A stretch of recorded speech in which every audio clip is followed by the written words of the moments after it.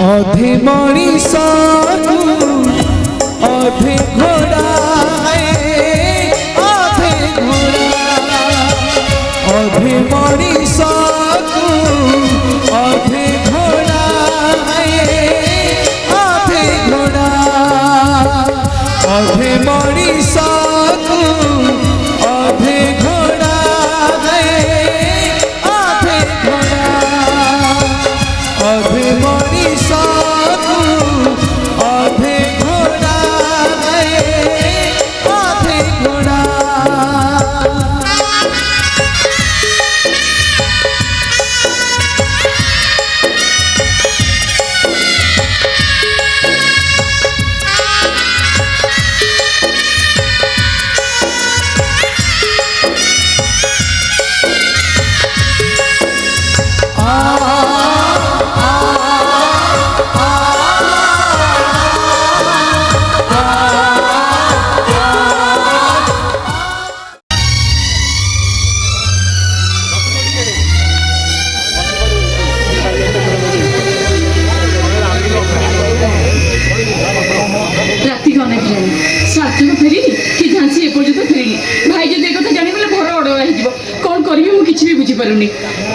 No tradition, nothing else.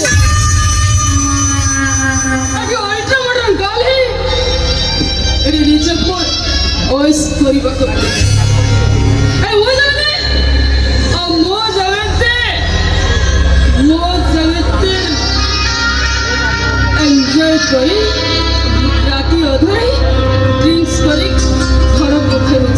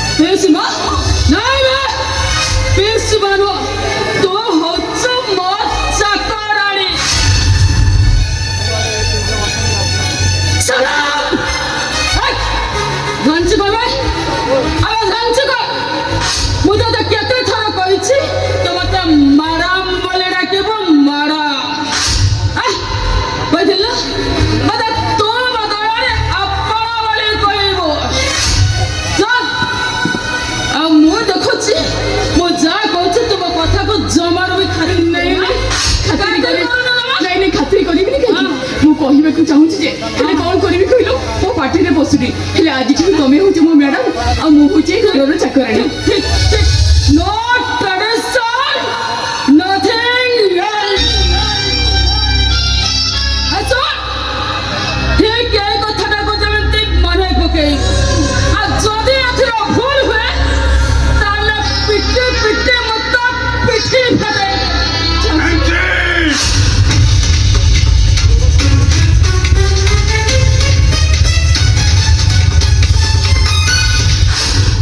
तोर मन रखा उचित जो जोताटा तू पादरे पिंधिछु सेटा तो पैसा किणा तो गाड़ी पैसा आईटा क्या उठेगा पूर्व मो परमिशन ना उचित से जोताटा तो गाल बाजी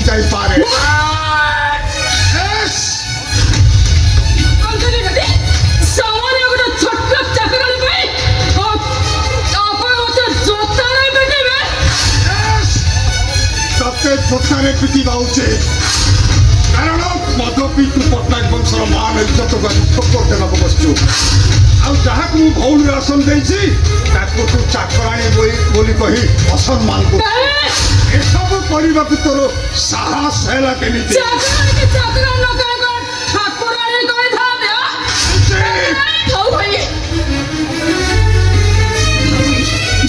किसी से कौन एसबू कथा मन को कौच मद निशा परा कौच से कौन होश अच्छी तुम कथा शुणी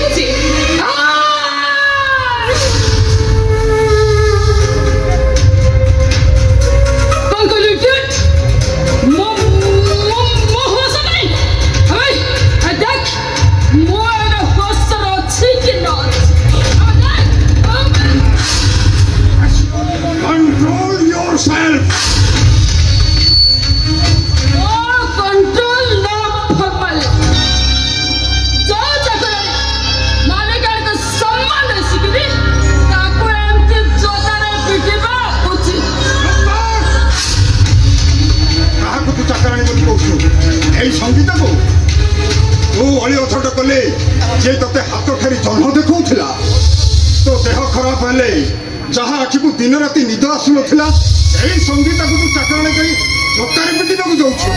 No tradition, nothing, yes.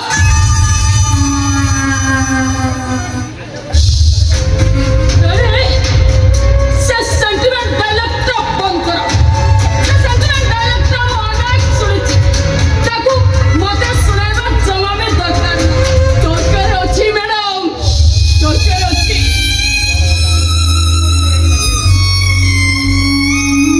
କାଲି ପରି ଲାଗୁଛି ତମେ ଯେତେବେଳେ ସେଜରେ ଶୋଇ ରାହା ଧୋଇ କାନ୍ଦୁଥିଲ ସେତେବେଳେ ମା ଶାନ୍ତାଣୀ ଆରପାରିକୁ ଚାଲି ଯାଇଥିଲେ। ଏଇ ହାତରେ ତମକୁ ଧରି ଧୋରେ ଭାଇଆ ଧୋ ଗୀତ ଗାଇ ଶୁଆଇ ଦେ ମୁଁ ଭାବିଥିଲି ତମେ ବଡ ହେଲେ ଠିକ ମା ଶାନ୍ତାଣୀଙ୍କ ଭଳିଆ ବାର ବ୍ରତ ତେର ଓଷା କରିବ। ହେଲେ ଆଜି ତମେ ଏତେ ଉପରକୁ ଉଠି ଯାଇଛ ଯେ ଏଇ ସଙ୍ଗୀତ ଚାକରାଣୀ ଯେତେ ହାତ ବଢେଇଲେ ବି ତା ହାତ ପାଉନା।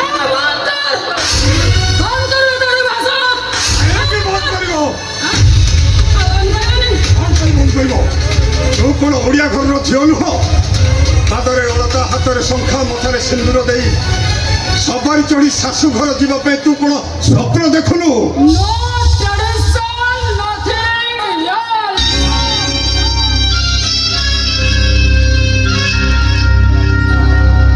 ମୁଁ କେବେ ସ୍ୱପ୍ନ ଦେଖିନି କି ଭବିଷ୍ୟତରେ ଦେଖିବା ପାଇଁ ମୁଁ ଚିନ୍ତା ବି କରିନି। ମୁଁ ଅଲଗା modern girl। କାହା ପାଖରେ ବନ୍ଧା ରହିବାକୁ ମୁଁ ଚାହେଁନି। ମୁଁ ଚାହେଁ ରଙ୍ଗୀନ ପ୍ରଜାପତି ଭଳି ଘରେ ବୋଲି। କିଛି ଭୁଲ କହିନି ମାମୁଁ, ସେ କିଛି ଭୁଲ କହି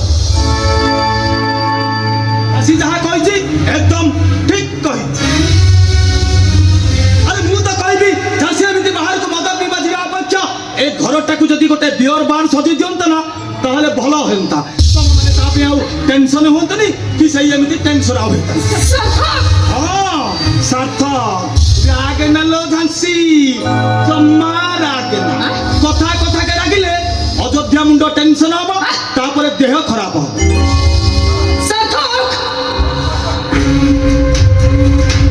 ମୁଁ ଦେଖୁଛି ତୁ ବହୁତ ବଡ ବଡ କଥା କହୁଛ।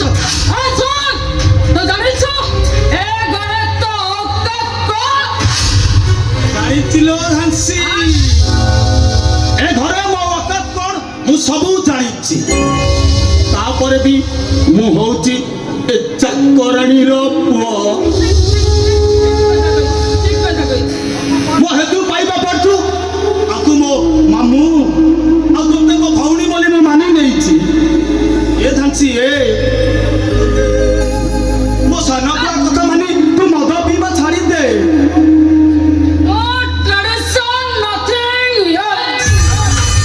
ଝାନ୍ସୀ ଥରୁଟେ ମାମୁଙ୍କର ମାନ ସମ୍ମାନ କଥା ଚିନ୍ତା କର। ଏ ସହର ସାରା ତାଙ୍କ ମାନ ସମ୍ମାନ ଆଭିଜାତ୍ୟ କଥା ଟିକେ ଭାବ। ତୁ କାଲି ସକାଳେ ଯେତେବେଳେ ସମସ୍ତେ କହିବେ ଚିରଞ୍ଜୀବ ପଟ୍ଟନାୟକର ଏକମାତ୍ର ଅଲି ଅଳି ଝିଅ ମଦ ପି ନେଟ୍ ନାଇଟ୍ରେ ଘରକୁ ଫେରୁଛି, ସେତେବେଳେ ମାମୁଁ କଣ ମୁଣ୍ଡ ଟେକି ବାଟ ଚାଲି ପାରିବେ?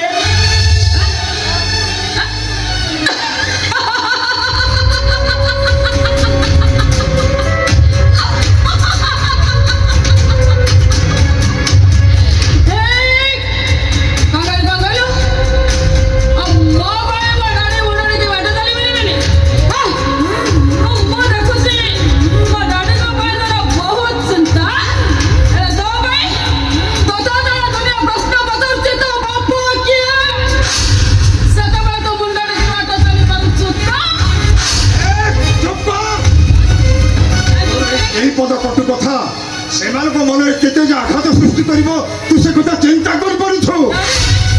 ରୁଖା ତ ପିମ୍ପୁଡ଼ି ରୁଖା ଉପରକୁ ଉଠି କଥା କହିବାକୁ ଚେଷ୍ଟା କଲେ ଏମିତି ଭଦ୍ର ଅପମାନ ପାଇବାକୁ ହୁଏ।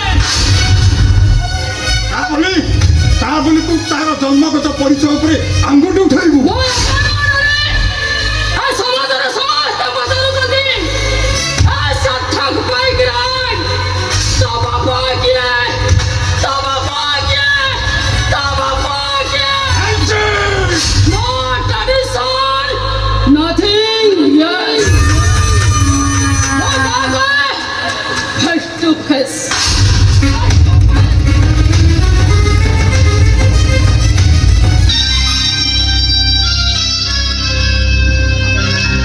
હવે ଶୁଣ, ଆଗ ନିଜ ବାପର ପରିଚୟ ଖୋଜି ବାହାର କର, ତାପରେ ଯାଇ ମୋ ବାପ କଥା ଚିନ୍ତା କରିବ। Understand? I think you better understand. Better understand.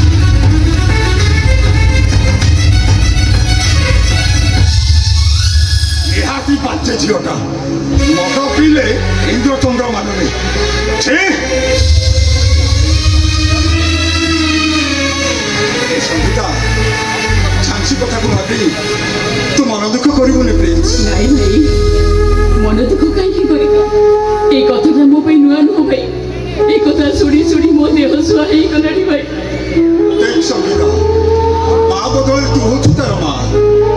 ତାକୁ ଝିଅ ଭାବି ତୁ କ୍ଷମା କରିଦବୁ, ଆଉ ସାର୍ଥକକୁ ବି ବୁଝେଇ ଦବୁ ତାକୁ।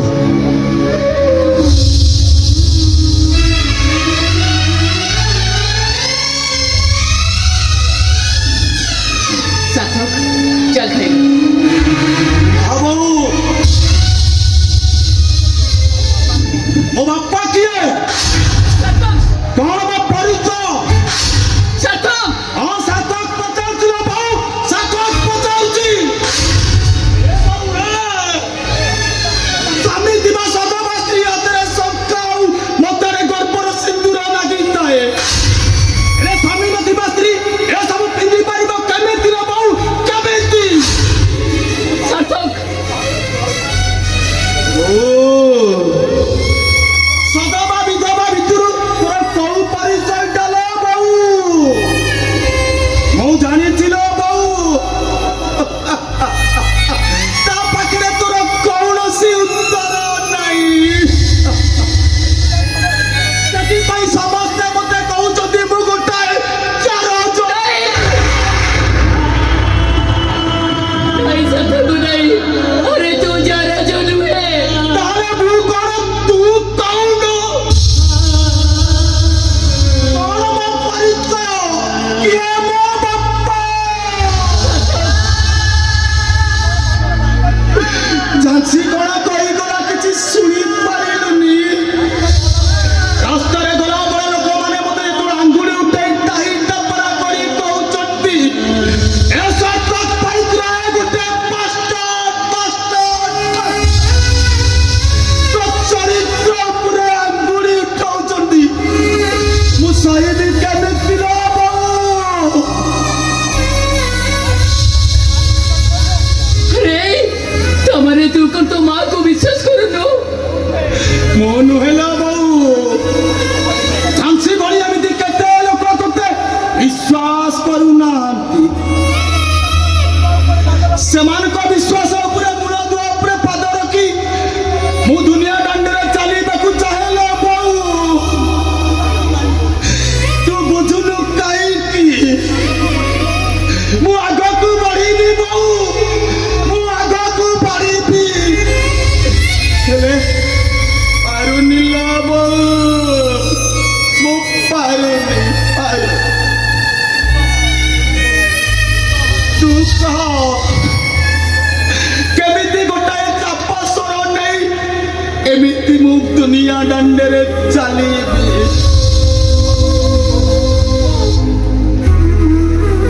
अरे मुँह अच्छी रे सार्थक, माँ अच्छी। तुम्हारो परिचय नहीं दुनिया दंड रे तू बाटो चलीबू। ନାଇଁ ଲୋ ବୋଉ, କୁନ୍ତୀର ପରିଚୟ ଯଦି କର୍ଣ୍ଣ ପାଇଁ ଲୋଡ଼ା ଥାନ୍ତା ତାହେଲେ କୁନ୍ତୀ କଣ ନଈ ପାଣିରେ ଭସେଇ ଦେଇଥାନ୍ତେ? ଓହ୍ଲେଇ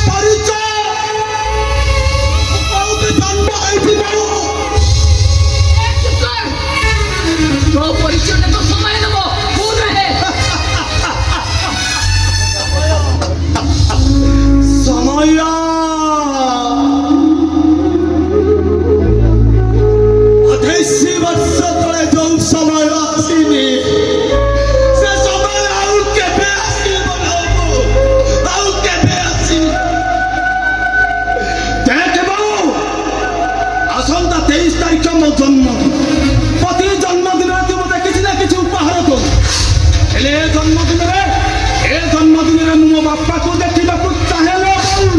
ମୋ ବାପାକୁ ଦେଖିବାକୁ ଚାହେଁ, ତୁ ଦେଖିବାକୁ ଚାହେଁ।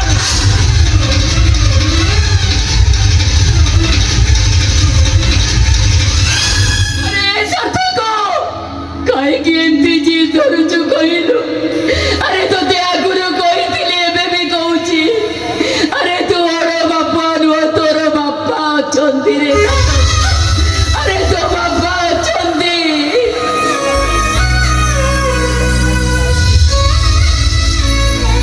ଏମିତି ଗୋଟେ ନାକ ଭାଷାରେ ଫସି ଯାଇଛନ୍ତି ଯେ ସେ ନିଜେ ବାହାରି ପାରୁନାହାନ୍ତି। যে পর্যন্ত সে নিজে বাহারে নাহাନ୍ତି সে পর্যন্ত ମୁଁ ତାଙ୍କର ସ୍ତ୍ରୀ ନୁହେଁ କିନ୍ତୁ ତାଙ୍କ ପୁଅ ନୁହଁରେ। ଖାଲି ଜାଣିଥା ଗୋଟିଏ ସଂସାରକୁ ଯୋଡ଼ିବାକୁ ଯାଇ ଆଉ ଗୋଟେ ସଂସାରକୁ ଭାଙ୍ଗି ଦେଇଛନ୍ତି। ସତ କହିବାକୁ ଗଲେ ଗୋଟିଏ ସଂସାର ରଥ ଦୌଡ଼ିକୁ ବେକରେ ଗୁଡ଼େଇବାକୁ ଯାଇ ତୋ ବାପା ପାଲଟି ଯାଇଛନ୍ତି ଅଧେ ମଣିଷକୁ ଅଧେ ଘୋଡ଼ା।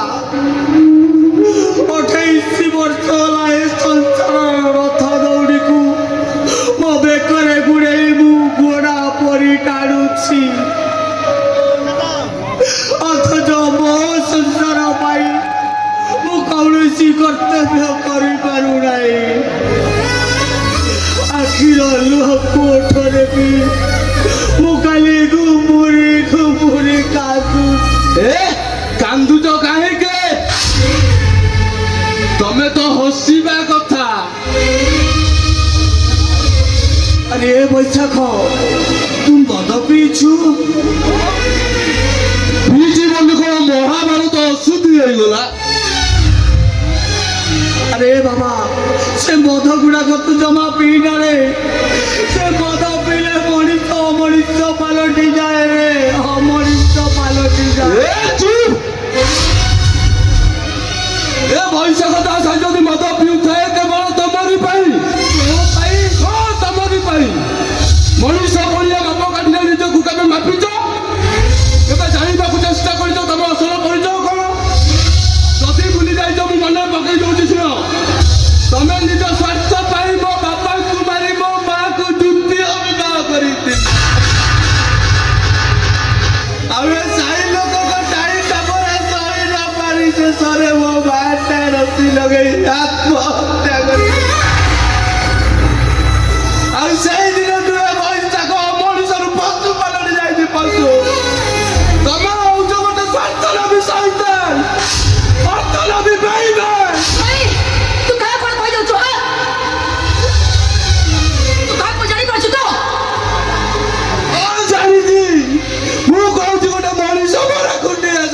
ଇଏ ଆମ ବାପା ମାଆକୁ ଜଣେ ଆମକୁ ବେସାହାରା ଅନାଥ କରିଦେଇ ଭାଇ ଟିକେ ଚୁପ ହେଇଯା ତୁ ଭାଇ ଟିକେ ଚୁପ ହେଇଯା ଏ ମା ତାକୁ କହିବାକୁ ଦେ ରେ ମା ତାକୁ କହିବାକୁ ଦେ ମୋ ପାଇଁ ତା ପେଟରେ ଯେତେ ବିଷ ମରି ରହିଛି ସେ ସବୁ ବାହାର କରିଦଉ ଆରେ ବୈଶାଖ କହିଯାରେ ତୋ ମନକୁ ଯାହା ଆସୁଛି ତୁ ଯାହା କହିଯା କହିବି ବାରମ୍ବାର ଲକ୍ଷ ଥର କହିବି ଆଉ 1000 ଥର କହିବି 28 ବର୍ଷ ଧରି ପାଉଥିବା ଏ କୁଟାର କଥାକୁ ସହିବା ପାଇଁ ମୋ ପାଖରେ ଆଉ ଧୈର୍ଯ୍ୟ ନାହିଁ ଏ ବୈଶାଖ ସହିତ ତୁମକୁ କହିବ ତାକୁ କହିବ ଭାଇ ତୁ ଆମିର ପାଇକିନା ଏ ଘରଟା ଗୋଟେ ମଶାଣି ସଜାଇ ଦେଇ ତମେ କି ଶାନ୍ତି ପାଇଛ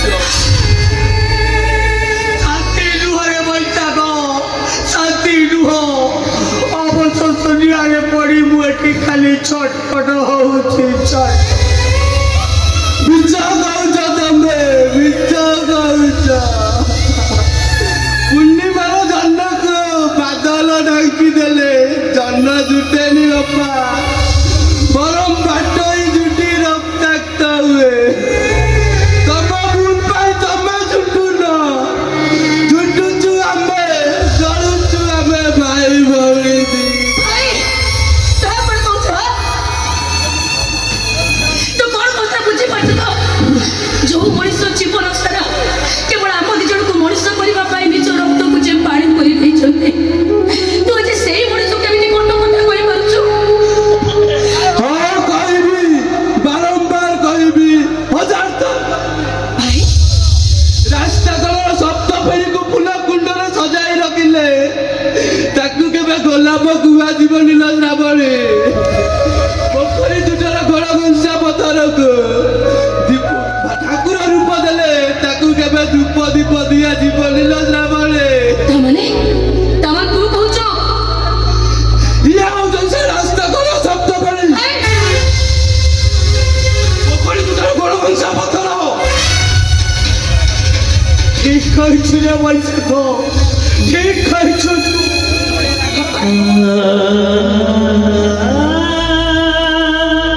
ଫୁଲ ଭଗବାନଙ୍କ ଚରଣରେ ଦିଆଯାଏ ଆଉ ସେଇ ଫୁଲ ପୁଣି ଶବ ଉପରେ ଦିଆଯାଏ ଆରେ ଶବ ଉପରେ ଦିଆଯାଇଥିବା ଫୁଲ କେହି କ'ଣ ପୂଜା କାମରେ ଲଗାଏ ନାଇଁ ରେ ଏବେ ହିଁ ପାଇକା ହେଉଛି ଗୋଟାଏ ଶବର ଫୁଲ ଆରେ ତାକୁ କାହିଁ କିଏ ପୂଜା କରିବ ରେ କିଏ କାହିଁକି ପୂଜା କରିବ ଭାଇ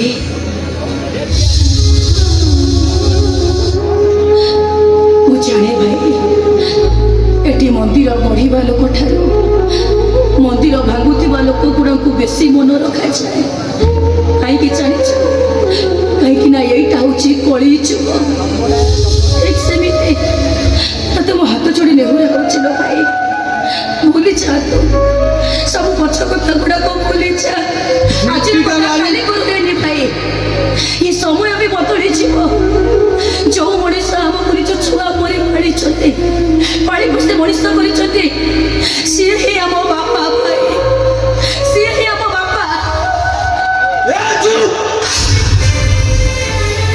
ଜିଦ୍ଦି କାମାରି ବଳି ବସିଲେ ପୁଣ୍ୟ ହୁଏନି ନା ଶ୍ରାବଣୀ ବରଂ ପାପ ହୁଏ ପାପ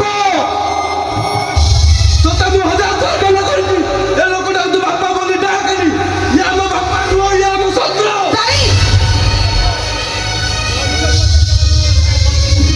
ମଣିଷ ନୁହଁ ଏଗୁଡ଼ା ପଶୁ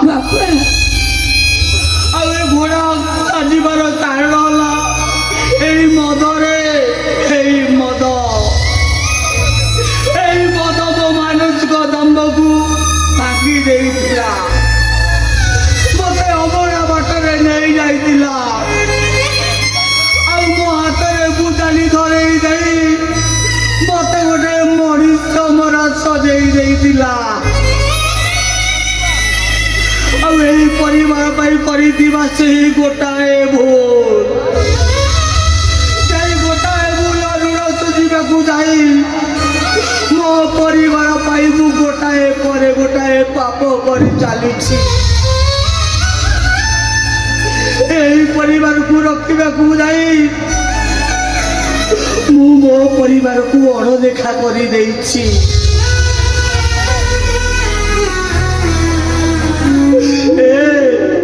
ମୁଁ ତମମାନଙ୍କର ବାପା ନୁହେଁ, ମୁଁ ଗୋଟାଏ ବନ୍ଧା ମଣିଷ। ବନ୍ଧା ମଣିଷ ସେଠି ଆମକୁ ଯୋଉ ବନ୍ଧନରେ ବାନ୍ଧି ଦେଇଥିଲ,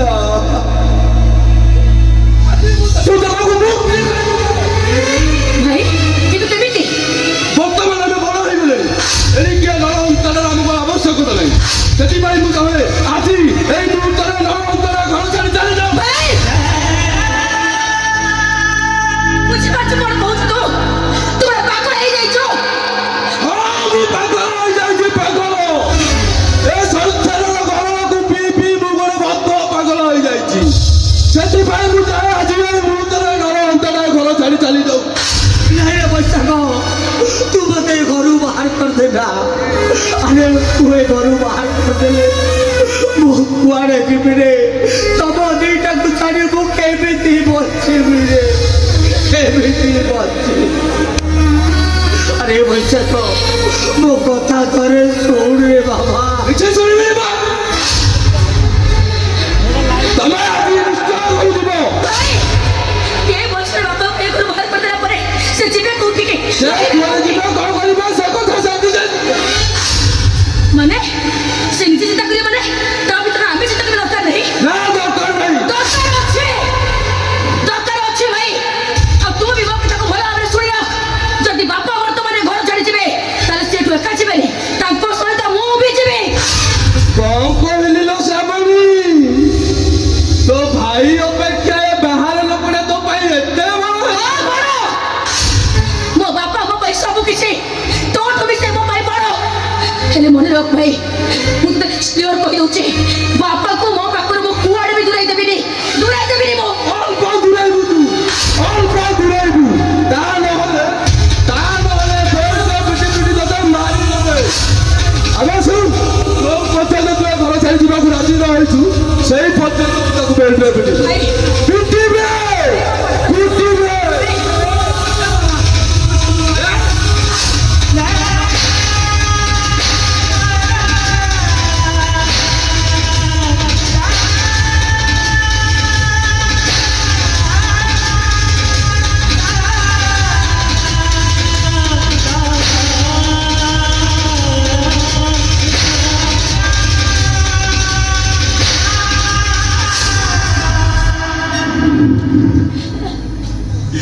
রহি যারে বৈশাখ, আরে মু এ ঘর ছাড়ি চালি ଯିବି রে।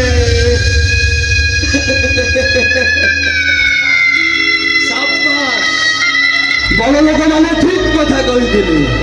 ସିଧା ଆଙ୍ଗୁଠିରେ ଘିଅ ନ ମାରିଲେ ଆଙ୍ଗୁଠିଟାକୁ ବଙ୍କା କରିବାକୁ ପଡ଼େ। ବଙ୍କା କଲି ଆଉ ଘିଅ ବାହାରିଲା। যাଉଛି রে মা,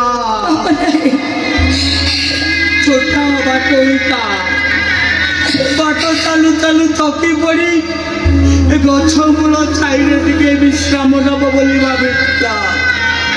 ହେଲେ ସେ ଗଛଟା ତାକୁ ଖାଇଦେବ ବୋଲି ସେ ଭାବିଥିଲା। ହେଲେ କିଏ ଜାଣିଥିଲା ରେ ମା, ସେ ଗଛଟା ତାକୁ ନ ହଟ ଖରାରେ ଜାଳି ପଡ଼ି ମାରିଦେବ ବୋଲି। ଏ ମା, ତୁ ଜମା ବ୍ୟସ୍ତ ହନା ରେ ମା। ମୋର ପ୍ରାୟ ଯାଏ ପ୍ରତ୍ୟେକ ଛଡ଼ିଲି ତୋତେ ବାହା ଦେବି। ଆଉ ଏ ବୈଶାଖ ଚାକିରି କରି ଘର ସଂସାର କରିବ। ଆଉ ତାପରେ ମୋ କର୍ତ୍ତବ୍ୟ ସରିଗଲା ପରେ ବେକରେ ବନ୍ଧା ହୋଇଥିବା ଗୌରୀଟାକୁ ଦେଇ ମୁକ୍ତି ପାଇବ ଏ ଅଧେ ମଣିଷକୁ ଅଧେ ଘୋଡ଼ା।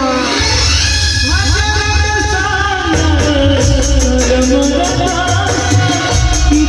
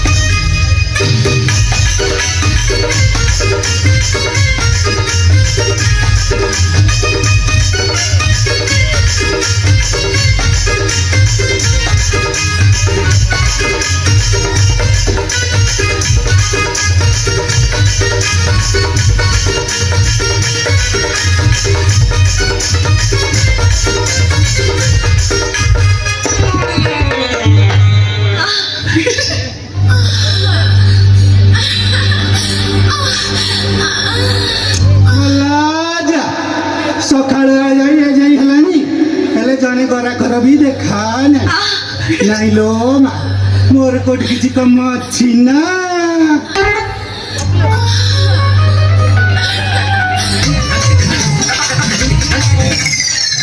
ହେଲେ ଆଜି କା ମୁଣ୍ଡ କୁଣ୍ଡେଇବି କିଛି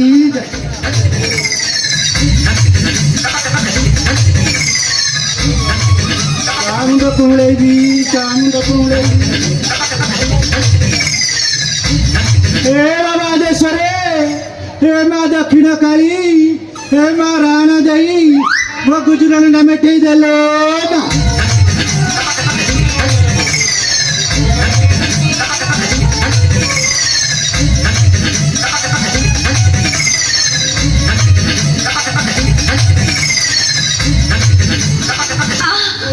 जोगोड़ी किया गात पसा बनती किया झाड़ा बनती है दवाई सारे मारी बुरे जोगोड़ी किया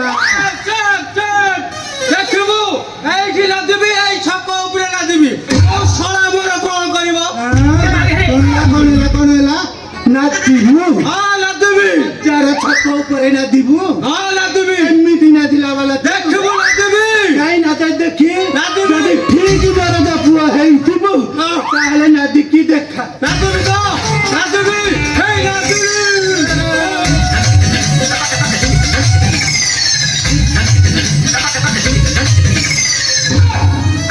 ରହବା ଏମିତି ରାଗୁଛୁ କାହିଁକି ହେଇଠି ରସିଆ ଯଦି ନାଦିବାର ଥିଲା ଯୋଉଥିରେ ନାଦିଲେ ମୋ ମନ ସନ୍ତୁଷ୍ଟ ହେଇଯାଇଥାନ୍ତା ସେଥିରେ ନାଦୁନୁ ନାଦିବି ତ କୁହା ବୋଲା ଏତେ ବଡ ଜିନିଷଟା ମୋ ମେନ ଜାଗାରେ ମାଡ଼ ହେଲେ ମୋ ଜୀବନରେ ରହିବଟି ନାଦିବି ତ ହେଇଠି ରସିଆ ଓ ଟିକେ ଆଉଁସି ଦଉନୁ ଆଉଁସିବି ରହ ଭଲ କରି ଦିଟା ନାଦି ଦଉଛି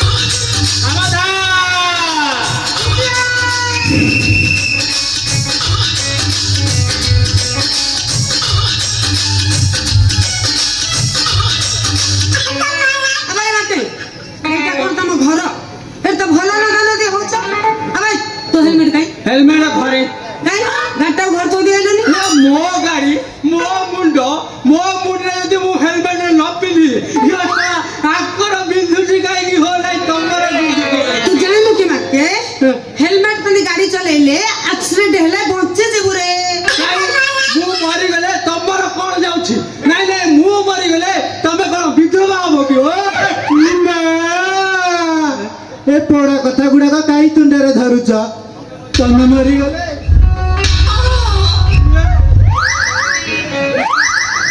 ମୋର କଣ ହେବ ଯେ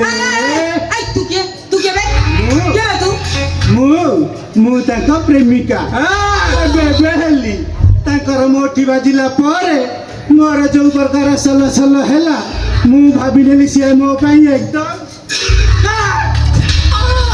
ଠିକ ଆଉ କଣ ତୋ ବାଟରେ ତୁ ଯା ମୋର ସେ ପାହାଡିଆ ଜମି ହଉ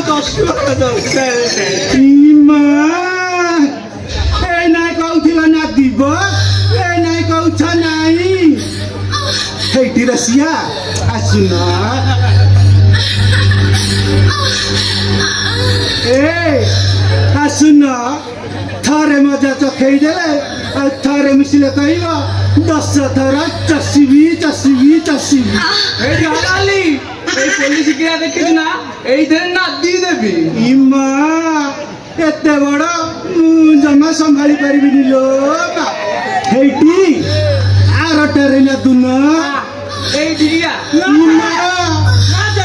তেরে নাতি হ্যাঁ নাচ এই নাতিলি নাচ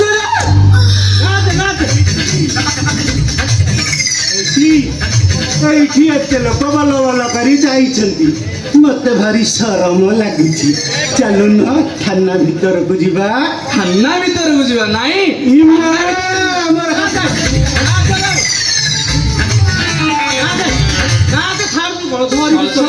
নাই রহ তো সলসল গলগল সবু একা ধরে ছাড়িছিল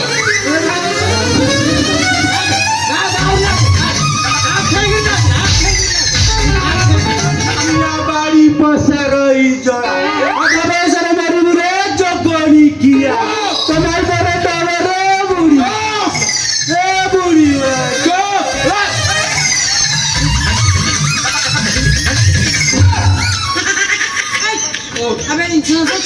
ইন্স্যুরেন্স হ্যাঁ মোর তো লাইফ আছে কেয়ার নাই কোনি ইন্স্যুরেন্স আসিব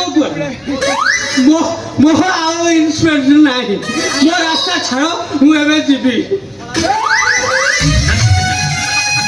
তু সারা মহা গালুয়াজ তোমাকে মহা গালুয়াজ শাস্ত্র কহে গৌড় গালুয়া গালু মানে তোমা হালুয়া টাইট করে দেবি ডিএল গাই ডিএল গাই ডিএল গাই ডিএল কোঠি আছে হ্যাঁ আমার পড়ে গেল মো পকেট নাই আও দেখাই হবনি না না দেখাই হবনি কাই সেমতে কোন কি দেখাই পারিবি দেখলে যদি পারুছ মু দুই হাত স্ময় উপরକୁ ଟେକି ଦଉଛି ନିଜେ ଆସି ଦେଖି ନଉନ ଆସ ଦେଖ ଦେଖ ଆସ ଦେଖ ওকে ଦେଖ ଦେଖ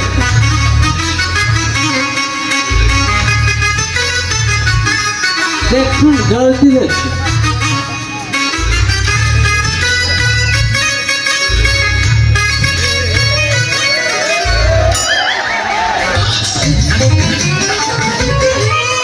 পকড়ি চিরা আরে সেটা করবে সেটা কোন ডিএল পরা কহিল ଦେଖିବାକୁ ডিএল ହେଇଟି ମ୍ୟାଡାମ ଆଉ ଥରେ ମୋ ডিএল ଟା ଚେକ୍ କରୁନାହାନ୍ତି ମାରା ଭାରି ମନ বোতল করবি খাও খাও খাও তুমি খাও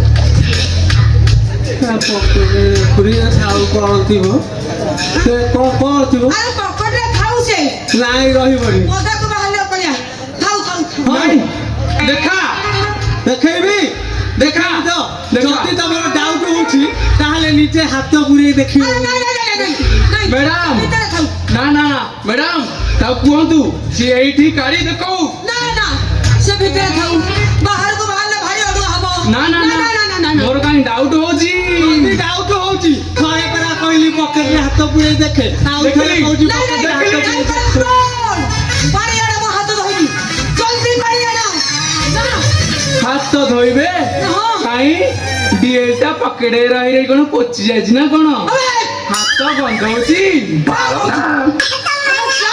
যাও ଯାଉଛି ମ୍ୟାଡାମ ଯାଉଛି যাও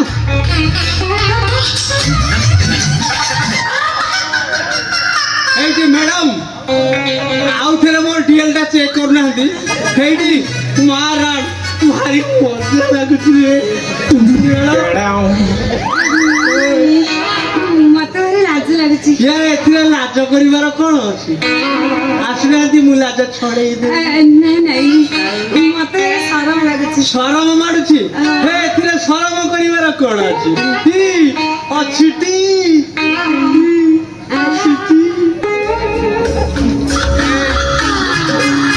ତାପରେ ଚାଲୁନ ତମ ଥାନା ଭିତରକୁ ଯିବା ତମ ଥାନା ଭିତରକୁ ଯାଇ ବିନା ହେଲମେଟରେ ଖାଲି ଗାଡି ଚଲେଇବା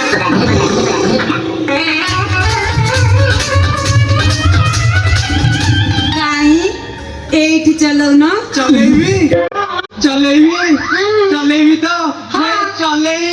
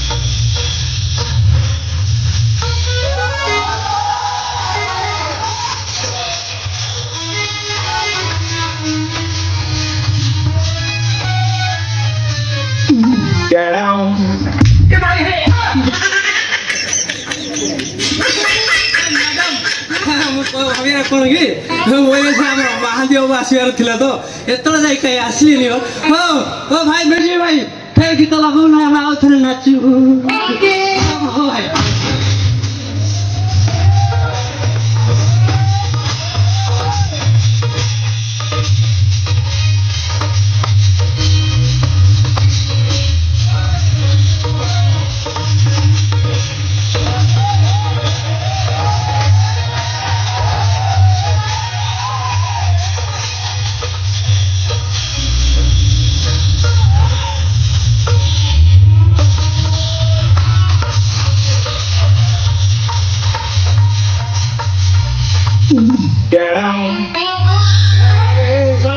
ପିଠା କୁଣ୍ଡେଇ ହଉଛି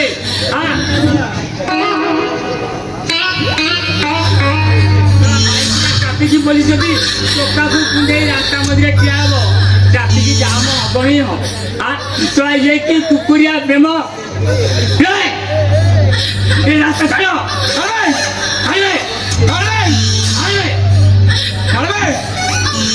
ଜମା ଛାଡ଼ି ହବନି ମହାକର୍ଷଣ ବୁଦ୍ଧି ଆଉ ମାୟାକର୍ଷଣ ବୁଦ୍ଧି ଦୁଇଟି ଯାକ ଟଣାଟଣି ହେଇଯାଇଛନ୍ତି ପାଖ ଛାଡ଼ି ଜମା ଛାଡ଼ି ହବନି ନାଇଁ ଜମା ଛାଡ଼ିବି ଦେଖନ୍ତୁ କୁକୁର ମାନେ ବାଟରେ ଘାଟରେ ସବୁଠି ହଉଛି ତାଙ୍କୁ କେହି କିଛି କହୁନାହାନ୍ତି ଏ ଶଳା ଆମେ ଦି ଜଣ ହେଲେ ସହାୟ କଣ ଯାଉଛି ମ୍ୟାଡାମ ଯୋଡି ହେଇଗଲେ ଏ ଦିଟା ହିଷ୍ଟ୍ରିଆ ପେସେଣ୍ଟ ବୋଧେ ଆଉ ରାସ୍ତା ସାରା ମୁକ୍ତି ପକେଇଲେଣି ଏଠି ମଉସା ଓ କଣା ବଳକୁ କଣା ବଳ ପୁରା ପହଞ୍ଚ ହେଇଛି ଜମା ଛାଡ଼ିବେନି ତମେ ଗୋଟେ କାମ କର ମୁଁ ଆମ ମ୍ୟାଡାମକୁ ଟାଣୁଛି ତମେ ସେ ଟୋକାକୁ ଟାଣ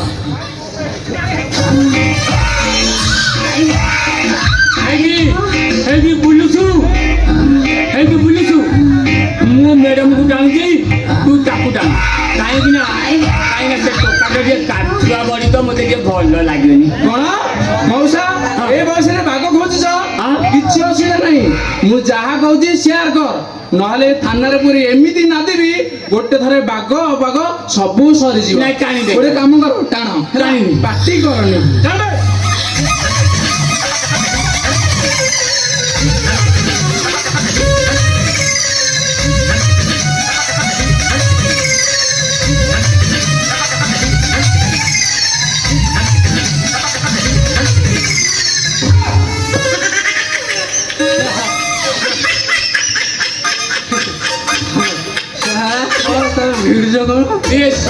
ପୁଅ ଶଳା କଣ ହେଲା ତୁମର କଇର ବଳା ଦିଶି କେତନ ରାସ୍ତାଘାଟରେ କି କର୍ମ କରୁଛୁ କି ରେ ବାପା ତମେ ପାଳ ମୂଳେ ବିଲ ହୁଡ଼ା ତଳେ ପୋଖରୀ ତଳେ ଏସବୁ ଜାଗାରେ କରୁଛ କଲା ବେଳକୁ ତମେ ତ କଣ ଷଣ୍ଢ ପୁରଉଛ ଏଇଠି ଶ୍ୱଶୁର ପୁଅ ତୁ ତ ଯାହା ମୋର ଇଜ୍ଜତ ମହତ ପଦାରେ ପକେଇଲୁ ଘରକୁ ଥାନା ଦେଲ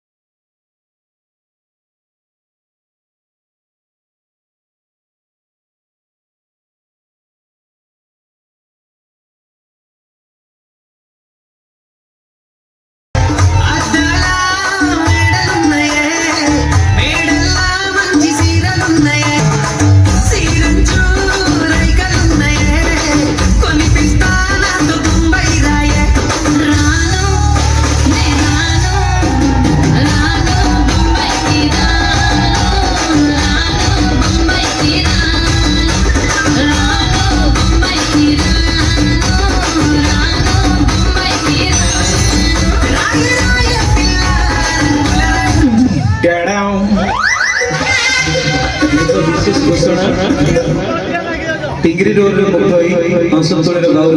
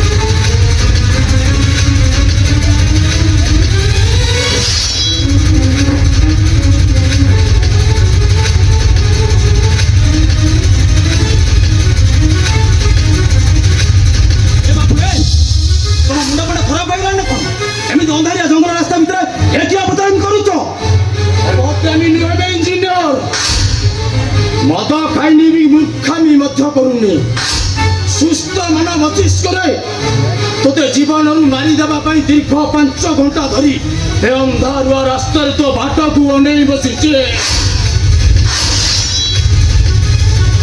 मते मारिबा मते 5 लाख टंका सुपारी दिया जाय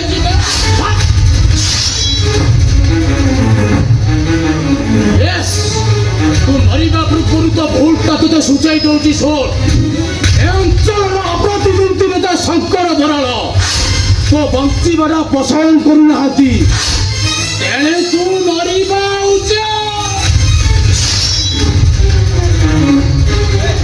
मते मारिबा पूर्व ए देशर जन भल लोक सुप्त मन चिंता कर शंकर बड़ गोटे नेता नुहे से गोटे मनीष रक्तख्या जानुआ आईपाई कम को इंजीनियर हिसाब से बंद कर देती ए पवित्रता जीवन रे प्रथम नजर करी पवित्र अपवित्र हो तोते मारी देवा 5 लाख टा सुपर मो पाखु आना कहूँ मो पाखु आना कहूँ जो हाथटा भैंसी बजाइबा शिखी से हाथटा भी सुदर्शन चक्र धरी शत्रु संहार कर कौशलटा जानी ए पवित्र कंस सजी तो परी कृष्ण को कला मुकुनी पथर रे कचाड़ी मारी दबा माइंड मेकअप कर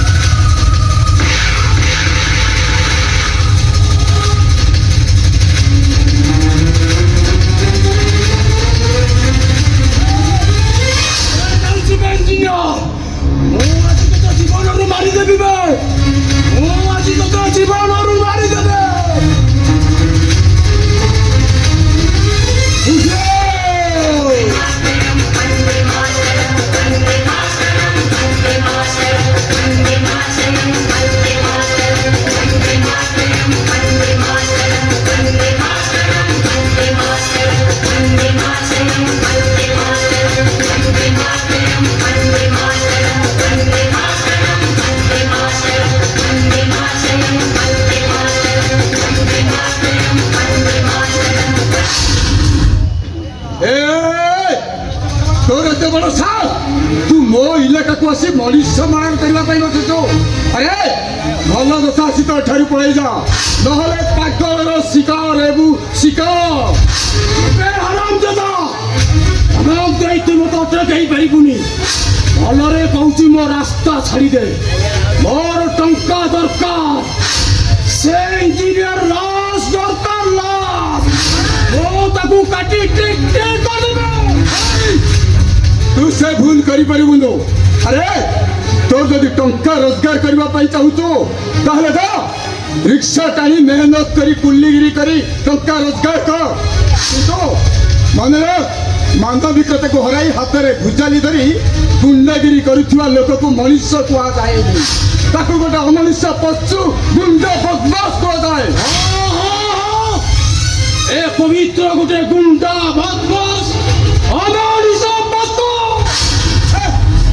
ଆରେ ଏଥିପାଇଁ ତ ବାପା ମା ଜନ୍ମ କରିଥିଲେ, ଏଇ ଶିକ୍ଷା ଏଇ ନୀତି ଆଦର୍ଶ ଦେଇ ତତେ ସେ ଗଢ଼ିଛନ୍ତି। ଧିକ୍ ତତେ, ଧିକ୍ ତୋ ଜନ୍ମକୁ, ଆଉ ଶତ ଧିକ୍ ତୋ ବାପା ମାଆକୁ। ମୋ ବାପା ମା ନା ଧରି ଧିକ୍କାର କରି କହୁଛୁ, ମୁଁ ଆଜି ତତେ ଆଣି ଠିକ୍ ଠିକ୍ କରିଦେବି। ମୁଁ ଆଜି ତତେ ଆଣି ଠିକ୍ ଠିକ୍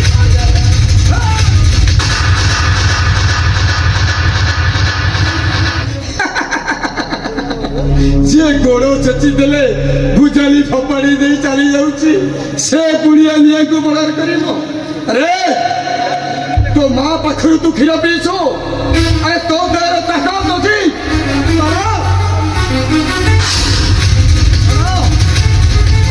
ଆଜି ମୁଁ ତତେ, ମୋ ହାତରୁ ତତେ କେହି ରକ୍ଷା କରିପାରିବନି, ମୋ ହାତରୁ ତତେ କେହି ରକ୍ଷା କରିପାରିବ ନାହିଁ।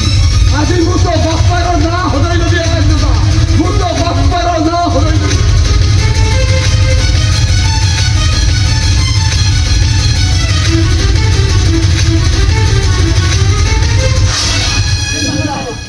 नहीं पागल बाबा, मते मारनी, मते जाने दिया। विश्व वृक्ष को मुझे दुनिया हटाई देवी, दुनिया हटाई देवी तोते। पागल बाबा मते मारिदेले, मो बड़ भाई आ सान भाई बेचारा होइजिबे। बड़ भाई आ सान भाई? हाँ पागल बाबा, केवल ताको दी जन को बंचेबा पाई मोर टंका दरकार, आउ सेई टंका पाई मु आज मर्डर करबाकू आसीथिली। प्रकृतरे मु गुंडा की बदमाश नुहे पागल बाबा, मु जने BSc first class graduate gold medalist student. खंडिए चाकरी पाई ए ऑफिस रु से ऑफिस की घुरी बुलुची, हेले खंडिए चाकरी हेई पारुनी। एठी चाकरी करि देबा नारे समस्ते लांच मागुचंते, जोटा कि मो पाई संभव नुह। घरे कैंसर रोगरे मो बड़ भाई आउ पंकु सान भाई, ए दी जणକୁ ନେଇ ଦୁନିଆରେ କେମିତି ବଞ୍ଚିବି? ଏଇ ଦୁନିଆରେ ଏତେ ଟଙ୍କା ମତେ ଦବ କିଏ? କାହାକୁ ଭରସା କରିବି?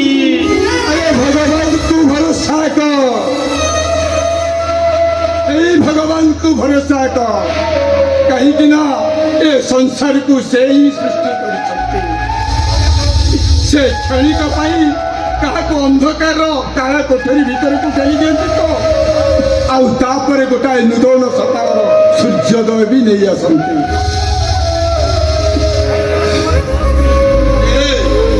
अन्यर जीवन नहीं तो परिवार जीवन बंचेबा अपेक्षा मेहनत कर, मेहनत करी तो परिवार जीवन बंचेबा पाई चेष्टा कर।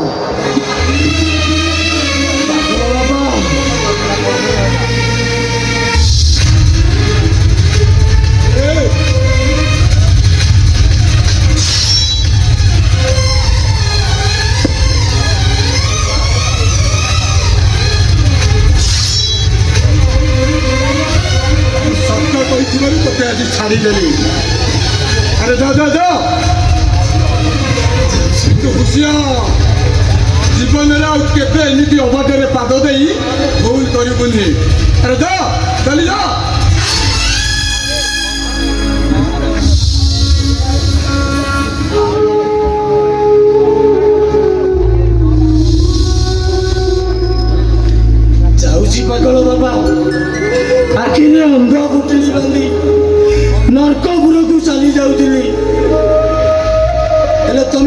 ସମୟରେ ଆସି ମୋ ଆଖି ଖୋଲିଦେଲ ବାବା। ଆପଣ ସତରେ ମଣିଷ ନୁହନ୍ତି ପାଗଳ ବାବା, ଆପଣ ମୋର ପଥ ପ୍ରଦର୍ଶକ।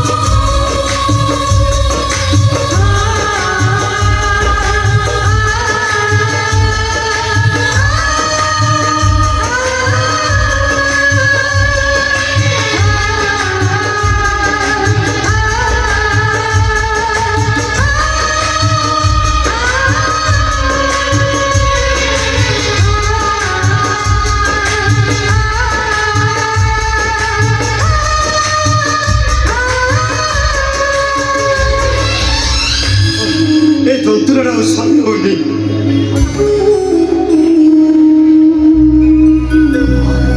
ଏମିତି ଛଟପଟେଇ ବଞ୍ଚିବା ଅପେକ୍ଷା ମରିଯିବା ବହୁତ ଭଲ ହବ। ଏ ସମୟ ହିଁ ବଡ଼ ବଳବା। କାହା ବୁଟ ଉପରେ କେତେବେଳେ ସୁନାର କଳସ ଢାଳି ଦଉଛି ତ, ଆଉ କାହା ବୁଟ ଉପରେ କେତେବେଳେ ଦୁଃଖର ପରଶ ଲଦି ଦଉଛି। ହେଲେ এই সময় আজি মতে উপহাস করে কৌছি, এ পরেশ রাউত, আরে জীবন যুদ্ধে তু আজি হারি যাই তো আইসরে কেটা সরি সরি আসুছি রে, তো আইসরে কেটা সরি সরি আসুছি। ভাই তুমি পুনে বিছଣା উঠি চালি আসিল?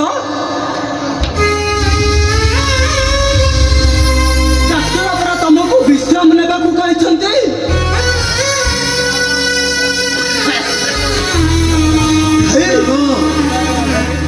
আরে বিশ্রাম বুঝলে ବି ହଁ ଭାଇ। আরে ଆଉ କେଇଟା ଦିନ ପରେ ଆରେ ମୁଁ ଏମିତି বিশ্রাମ ନେବି ଯେ ଯେତେ ଯେ ଡାକିଲେ ବି ଜମା ଶୁଣିବି ନାହିଁ। নিকট ভিতরে শোইছিবি। এ ভাই এମିତି কালা কথা গুড়াক কাହିଁକି ତୁଣ୍ଡରେ ଧରିଛ କହିଲ? আরে কাହିଁକି ଧରିବିନି রে প্রীতম ভাই? আরে কাଳ ପରା ମତେ ହାତ ଠାରି ଡାକିଲାଣି। আরে ମତେ କ୍ୟାନ୍ସର, ଆଉ ସେ କ୍ୟାନ୍ସର ଭଲ ହେବା ପାଇଁ ହେଲେ 5 ଲକ୍ଷ ଟଙ୍କା ଦରକାର। ଭାଇ এতে গুড়াই টଙ୍କା তু কোଉଠୁ আଣିବୁ রে ভাই? আরে কোଉଠୁ আଣିବୁ ভাই? এড়িকি তবে তুই ভাই ମୋ আশা ছাড়ি দিও রে। আরে তুমি যেতে চেষ্টা কলে বি জমা পারিবনি রে, জমা পারিবনি। এ ভাই তবে এମିତି କଣ କହୁଛ? ତମେ ନିଶ୍ଚୟ ଭଲ ହେଇଯିବ ଭାଇ, ତମେ ନିଶ୍ଚୟ ଭଲ ହେଇଯିବ।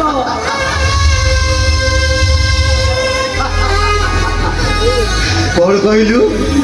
ଆରେ କଣ କହିଲୁ ତୁ? ଭଲ ହେଇଯିବି? ହଁ ଭାଇ। ଏ ପରେଶ ରାଉତ ଆରେ ପୁଣି ଷ୍ଟେସନ କୁଲି କାମ କରି ତା ପରିବାର ପୋଷିବ। ହଁ ଭାଇ। ତା ସଂସାର ହସି ଉଠିବ। ହଁ ଭାଇ। ଏ ଭାଇ ତମେ ଜମା ଭାଙ୍ଗି ପଡ଼ନି ଭାଇ। ପଛିଆ ଭାଇ ଯାଇଛନ୍ତି, ସେ ଯୌତୁକରେ ଯେମିତି ହେଲେ ଟଙ୍କା ଯୋଗାଡ଼ କରିବେ। ନିଶ୍ଚୟ ଭାଇ ସେ ଟଙ୍କା ନିଶ୍ଚୟ ଯୋଗାଡ଼ କରି ଆସିବେ। তুমি জমা চিন্তা করনি ভাই। হে পাগলা ভাই, আরে এতে পাঠ শাঠ পড়ি আজি যাইছে বেকার হয়ে বুলুছি। আরে সে এতে টଙ୍କା কোଉଠୁ আনিব রে? কোଉଠୁ আনিব? ମୁଁ ଟଙ୍କା ଆଣିଛି ଭାଇ। ତମେ ଟଙ୍କା ଆଣିଛ? ମୁଁ ଟଙ୍କା ଆଣିଛି।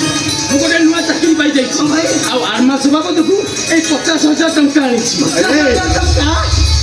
ଆରେ କଣ ଏମିତି ଚାକିରି ପାଇଲୁ ଯେ ଆର ମାନୁଛୁ ବାବଦକୁ ତୋତେ 50,000 ଟଙ୍କା ମିଳିଗଲା। ଓହୋ ଭାଇ, ସେ ସବୁ କହିବା ସମୟ ନୁହେଁ। ତମେ ଆଗ ଭଲ ହେଇଯାଅ, ତାପରେ ସବୁ ଜାଣିପାରିବ। ଏ ତମେ ବାହାରେ ଅଟୋ ଠିଆ ହେଇଛି, ତୁ ଆଉ ଜମା ଡେରି ନ କରି ଭାଇକୁ ନେଇ ମେଡିକାଲ ଶୀଘ୍ର ଚାଲିଯା। ବାକି ଟଙ୍କା ଯୋଗାଡ଼ କରି ମୁଁ ତ ପଛେ ବସେ ଯାଉ। ଯାଅ ଭାଇ, ଯାଅ। ଯେ ପର୍ଯ୍ୟନ୍ତ ସେ ଟଙ୍କା କୋଉଠୁ ଆଣିଛୁ ନା କହିବୁ ସେ ପର୍ଯ୍ୟନ୍ତ ମୋଠୁ ପଦେ ବି ବୁଝିବି। ଓହୋ ଭାଇ, ତମେ ଆଗ ଭଲ ହେଇଯାଅ, ତାପରେ ସବୁ ଜାଣିପାରିବ। ଓ ଭାଇ, ଏବେ ତମେ ମୋ ସାନ ପୁଅ ମାନି ମେଡିକାଲ ଯାଅ ଭାଇ। ତମେ ମେଡିକାଲ ଯାଅ ଭାଇ, ତମେ ମେଡିକାଲ ଯାଅ ଭାଇ।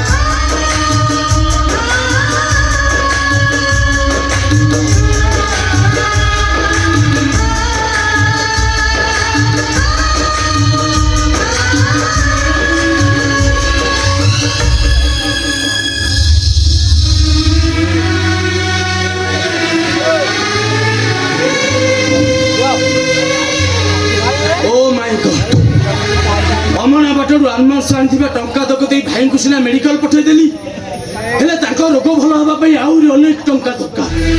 ଏ ଜୀବନର ତିସକି ରାସ୍ତାରେ ଠିଆ ହେଇ ମୁଁ ଭାବୁଛି କଣ କରିବି, କୁଆଡେ ଯିବି।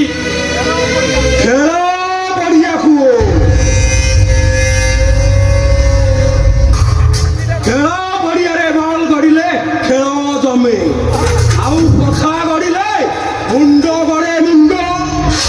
ତମେ ମୁଁ ବିଛୁ ମାଡ଼, ମୋରି ପାଇଁ ସବୁ ଖେଳ। କଥା ମାଗିଲେ ଭଲ, ଆଉ ନ ମାନିଲେ ବାଘ ବଜାରି ଖେଳ।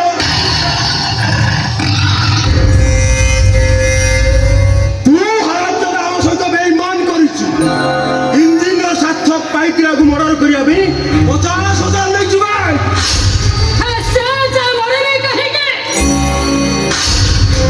ତାକୁ ମାରିବାକୁ ଗଲାବେଳେ ମୋ ହାତଟା ଥରି ଉଠିଲା, ମତେ ଭାରି ଡର ଲାଗିଲା।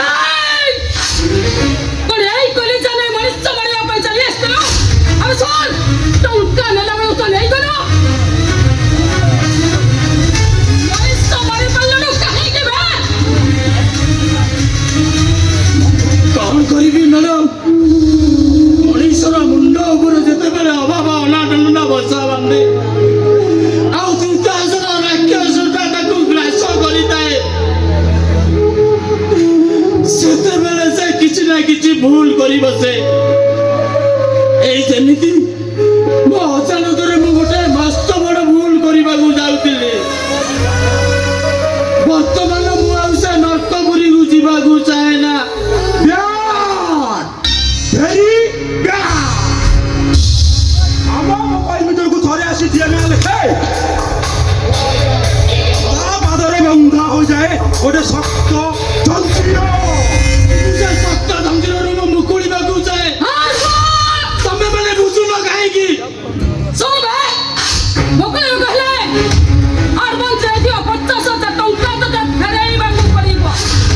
କୋଉଠୁ ଫେରାଇବି? ମୋ ଭାଇଙ୍କ ଟ୍ରିଟମେଣ୍ଟ ପାଇଁ ବର୍ତ୍ତମାନ ସେ ଟଙ୍କା ମୁଁ ଦେଇ ସାରିଛି। ଏତେ ଗୁଡା ଟଙ୍କା ମୁଁ ପାଇବି କୋଉଠୁ? ମତେ ଟିକେ ଦୟା କରନ୍ତୁ। ଇମୋସନାଲ କାହାଣୀ ଶୁଣିବାକୁ ମୁଁ ପସନ୍ଦ କରେ ନା। କାମଟା କରିପାରିନୁ ଯେତେବେଳେ ଟଙ୍କାଟା ଚୁପଚାପ ଫେରେଇ ଦେ। କେମିତି ଫେରାଇବି? ମୋ ବଡ ଭାଇ ମରଣ ସହିତ ଲଢେଇ କରୁଛନ୍ତି, ତାଙ୍କୁ ଭଲ କରିବା ପାଇଁ ମୋର ଆହୁରି ଅନେକ ଟଙ୍କା ଦରକାର। ଏ ପରିସ୍ଥିତିରେ କୋଉଠୁ ଆଣିବି ଏତେ ଟଙ୍କା? କିଏ ଦବ ମତେ ଏତେ ଗୁଡାଏ ଟଙ୍କା?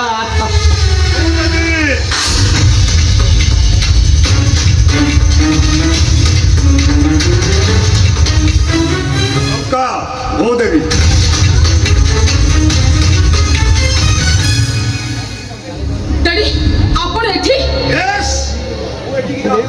ନ ଆସିଥିଲେ ତୁ କୋଉ ପୁରୁଷ ବନ୍ଧୁର ବୁଦ୍ଧିରେ ପଡ଼ି ଏ ପଟ୍ଟନାୟକ ବଂଶର ପରମ୍ପରା ଖାନଦାନ ଆଉ ଦୁନିଆର ପାଚେରୀ ଡେଇବାକୁ ଚେଷ୍ଟା କରୁଛୁ ମୁଁ ଜାଣିଥାନ୍ତି କେମିତି। ଡାଡି ଆପଣ ଭୁଲ ବୁଝୁଛନ୍ତି।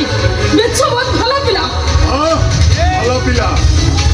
ଏ ମଣିଷ ମାରିବାକୁ ଅନ୍ୟକୁ ସୁପାରି ଦେଇପାରେ ସେ କେମିତିକା ଭଲ ପିଲା ମୁଁ ଠିକ ଅନୁମାନ କରିପାରୁଛି। ଡାଡି ଅଙ୍କଲ ଆପଣ ମୋ ବିଷୟରେ କିଛି ନ ଜାଣି ଜାଣିଛି, ମୁଁ ସବୁ ଜାଣିଛି। ତୁ ହଉଛୁ ଏମଏଲଏ ଶଙ୍କର ବରାଳର ପୁଅ ବିଛୁ ବରାଳ। ଏ ଦୁନିଆରେ ଯଦି ମୋର କେହି ଶତ୍ରୁ ଥାଏ ସେ ହଉଛି ତୋର ଡାଡ। କାହିଁ କେତେ ବର୍ଷ ପୂର୍ବରୁ ତୋ ଡାଡ ସହିତ ମୋର ଗୋଟେ ଶତ୍ରୁତା ଅଛି। କେମିତିକା ଶତ୍ରୁତା? ସେ କଥା ଯାଇ ତୋ ଡାଡକୁ ପଚାରିବୁ। ବର୍ତ୍ତମାନ ନେ ଏଇ 50,000 ଟଙ୍କାର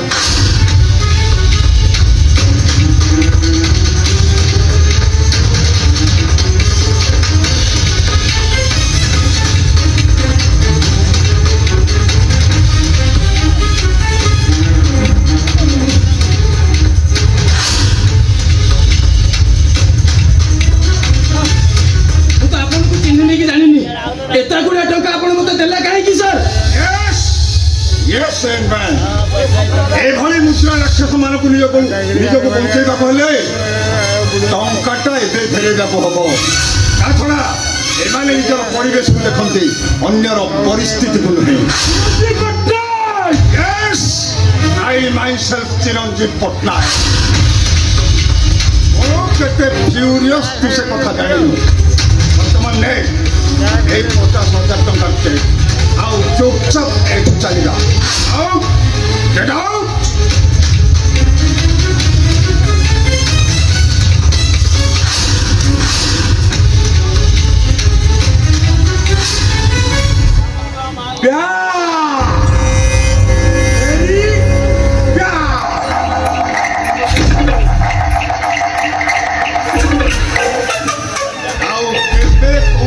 ଯଦି ଝାନ୍ସୀ ସହିତ ମିଶିବାର ତତେ ଦେଖେ ତାହେଲେ ସେଦିନ ମୁଁ ତତେ କୁକୁର ପରି ଗୁଳି କରିବି। ମାଇଣ୍ଡ ଇଟ୍। ଆଜିର ଅପମାନଟା ମନେ ରହିଲା ମିଷ୍ଟର ପଟ୍ଟନାୟକ। ଖୁବ୍ ଶୀଘ୍ର ତମ କର୍ତ୍ତବ୍ୟ ମୋର ଅଟକାଳି ଉପରେ ଛାଇ ହେଇଯିବ ଏ ଅଶାନ୍ତ ଅସନ୍ତୋଷର କଳା ମେଘ।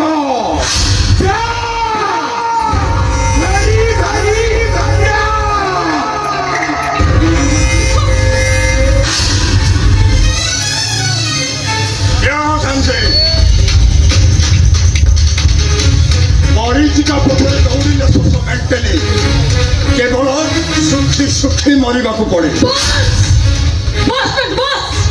ମତେ ବୁଝେଇବା ଜମାର ଦରକାର ନାହିଁ। ମୁଁ ସବୁ ବୁଝି ସାରିଛି। ଆପଣଙ୍କ ଥିବା ମୋ ଉପରେ ସ୍ନେହ ମମତା ଭଲ ପାଇବା ସବୁ ମିଛ ସବୁ ସଳନା।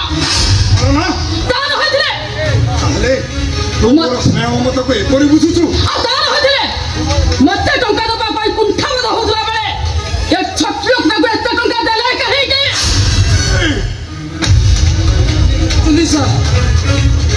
ମୋ ପରି ଗୋଟେ ଗରିବ ଛୋଟ ଲୋକକୁ ଆପଣ ସାହାଯ୍ୟ କରି ମତେ ସବୁଦିନ ପାଇଁ ଋଣୀ କରିଦେଲେ ସାର୍। ତମେ ଏମିତି ଜାଣିନ ସାର୍। ମୁଁ ତମକୁ ଜାଣିନି, ହେଲେ ମୁଁ ତମକୁ ଠିକ ଜାଣିଛି ପବିତ୍ର। ସୂର୍ଯ୍ୟ ରାଉତ ଥିଲେ ମୋର ଘନିଷ୍ଠ ବନ୍ଧୁ। ଅନ୍ୟାୟ ଅତ୍ୟାଚାର ବିରୁଦ୍ଧରେ ଲଢ଼େଇ କରି କରି ସେଇ ଭିତରେ ସେ କୁଆଡ଼େ ଯେ ଚାଲିଗଲେ ତାଙ୍କୁ ଆଉ କେହି ଦେଖିନାହାନ୍ତି। ମୁଁ ମୋର ବିଜନେସ୍ କାମରେ ବିଦେଶକୁ ଚାଲିଗଲି। ତମ ପରିବାର ସହିତ ମୋର ଦୂରତା ବଢ଼ିଗଲା। ଏଇ କିଛି ଦିନ ହେବ ମୁଁ ଶୁଣିବାକୁ ପାଇଲି ସୂର୍ଯ୍ୟର ପିଲାମାନେ ଏଇଠି ରହୁଛନ୍ତି। ଆଉ ବର୍ତ୍ତମାନ ସୂର୍ଯ୍ୟର ବଡ଼ ପୁଅ ପରେଶ ରାଉତ କ୍ୟାନ୍ସର ରୋଗରେ ପୀଡ଼ିତ ହୋଇ ମରଣ ସହିତ ଅହରହ ସଂଗ୍ରାମ କରୁଛି। ଆଉ ମଝିଆ ପୁଅ ପବିତ୍ର ରାଉତ ମାନେ ତମେ BSc first class gold medalist ହେବି ଚାକିରି ଖଣ୍ଡେ ପାଇଁ ଏ ଅଫିସରୁ ସେ ଅଫିସ ଘୁରି ବୁଲୁଛ। ଆଉ ସାନ ପୁଅ ପ୍ରୀତମ ରାଉତ ଜନ୍ମରୁ ସେ ପଙ୍ଗୁ। ଯୋଉ ସୂର୍ଯ୍ୟ ଅନ୍ୟର ମଙ୍ଗଳ ଚିନ୍ତା କରୁଥିଲା ତା ପରିବାର ପ୍ରତି ଭଗବାନ କାହିଁକି ଏତେ ନିଷ୍ଠୁର ହେଲେ ସେ କଥା ମୁଁ ଜାଣିପାରୁନି।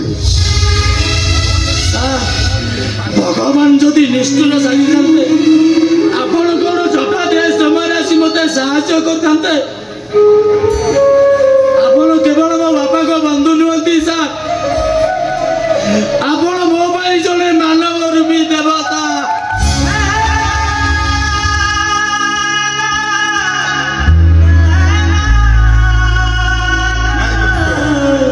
ତମେ ମୋତେ ଏତେ ବଡ଼ ଆସନରେ ବସାଅନି। ମୁଁ ଯାହା କରିଛି କେବଳ ଗୋଟେ ବନ୍ଧୁର କର୍ତ୍ତବ୍ୟ କରିଛି। କର୍ତ୍ତବ୍ୟ କରିବାକୁ ଯାଇ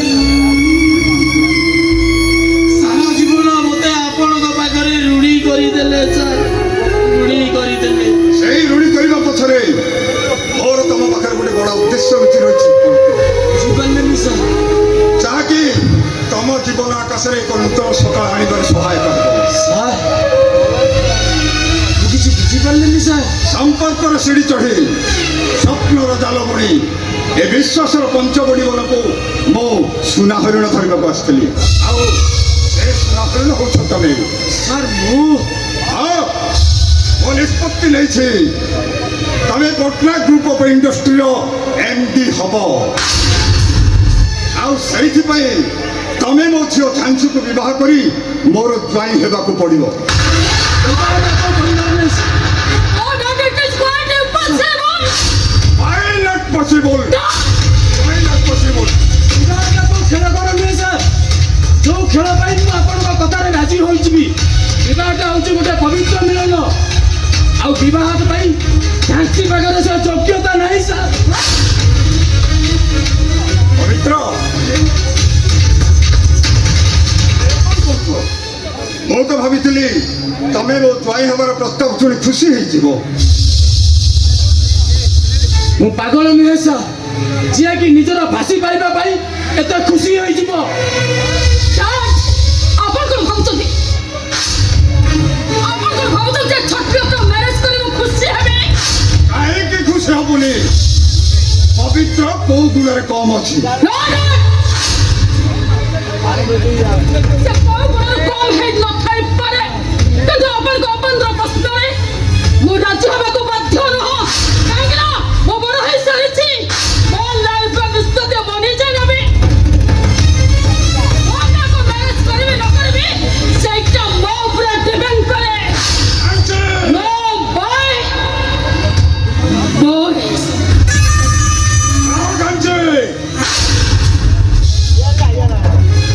ନିଷ୍ପତ୍ତିରୁ ତୁ ଯଦି ଓହରି ଯାଉ ତାହେଲେ ମୋ ସମ୍ପତ୍ତିରୁ ତତେ କାଳେ କୌଡ଼ିଟିଏ ବି ଦେବିନି। ଦରକାର ପଡ଼ିଲେ ମୋର ସବୁ ସମ୍ପତ୍ତି ମୁଁ କୋଉ ଟ୍ରଷ୍ଟ ନାଁରେ What? Yes! ଯଦି ତୁ ମୋ ପ୍ରସ୍ତାବରେ ରାଜି ହେଇ ପବିତ୍ରକୁ ବିବାହ କରିବୁ ତାହେଲେ ସେଥିରେ ତୋର ମଙ୍ଗଳ। Dad! I am sorry sir, ବିବାହଟାକୁ ଖେଳ କର ନୁହେଁ ସାର୍। ଯୋଉ ଖେଳ ପାଇଁ ମୁଁ ହଠାତ୍ ଆପଣଙ୍କ କଥାରେ ରାଜି ହୋଇଯିବି। ବିବାହଟା ହଉଛି ଗୋଟେ ପବିତ୍ର ମିଳନ, ଆଉ ମୁଁ ଚାହେଁ ଯିଏ ମୋ ସ୍ତ୍ରୀ ହବ ସିଏ ମୋ ଘରେ ରହିବ, ମୁଁ ତା ଘରେ ନୁହେଁ।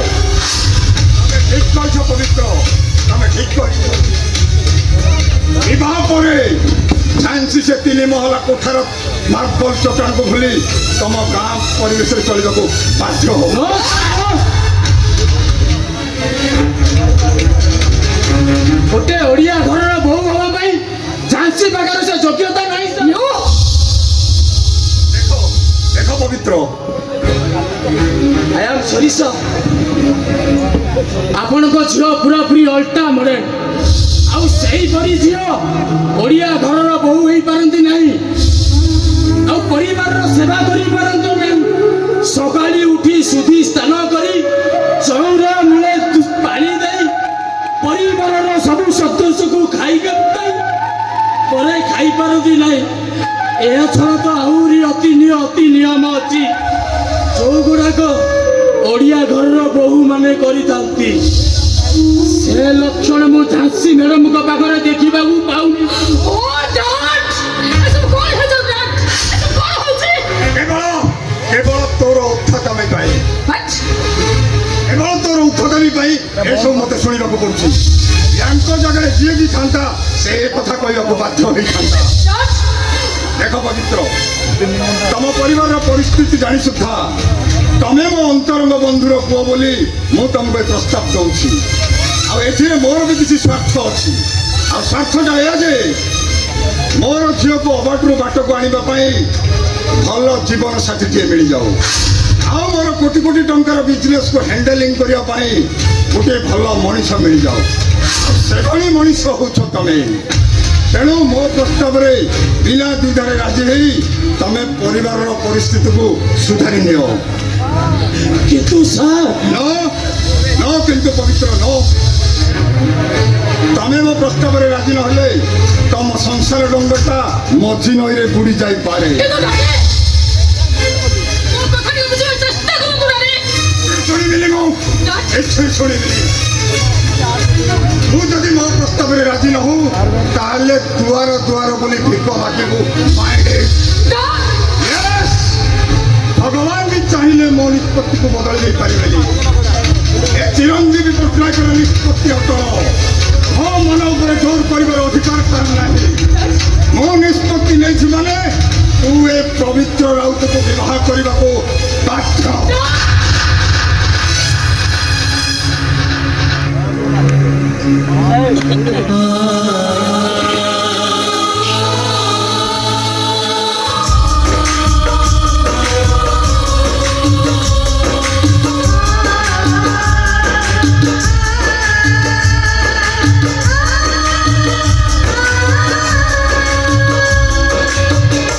ଆଜି ହେଉଛି ମୋ ସାର୍ଥକର ଜନ୍ମଦିନ। ଜନ୍ମଦିନରେ ଏମିତି ଗୋଟେ ଉପହାର ପାଇଁ ମୋ ପାଇଁ ଗୀତ ବି ବସିଥିଲି। ତାକୁ ଦବା ମୋ ପାଇଁ କଷ୍ଟକର ହେଇ ପଡୁଛି। କଣ କରିବି ମୁଁ? ଏବେ ଯଦି ଆସି ସେ ମତେ ପୁଣି ସେଇ ପ୍ରଶ୍ନ ପଚାରେ। ବୋଉ ମୋ ବାପା କାହାନ୍ତି ବୋଉ? ସାର୍ଥକ ଆଜି ମୋ ଜନ୍ମଦିନ ଏ କଥା ଥିଲା ଯେ ତୁ ମୋ ବାପାକୁ ମତେ ଭେଟି ଦେବୁ। ହେଲେ ମୋ ବାପା କାହାନ୍ତି ବୋଉ? ଶୁଣ, ତୁ ମାଗୁଥିବା ଉପହାରଟା ବଜାରରେ ବିକ୍ରି ହେଉଥିବା ଜିନିଷ ନୁହଁ ଯେ ମୁଁ ତତେ କିଣି ଆଣି ତୋ ହାତରେ ଧରେଇ ଦେବି। ସେ ଯାହା ବି ହଉ ବୋଉ, ସେ ଯାହା ବି ହଉ ମୁଁ ଆଜି ମୋ ବାପାକୁ ଦେଖିବାକୁ ଚାହେଁ। ତା ନହେଲେ ଆଜିର ଜନ୍ମଦିନଟା ମୋ ପାଇଁ ପାଲଟି ଯିବ ମରଣର ଦିନ।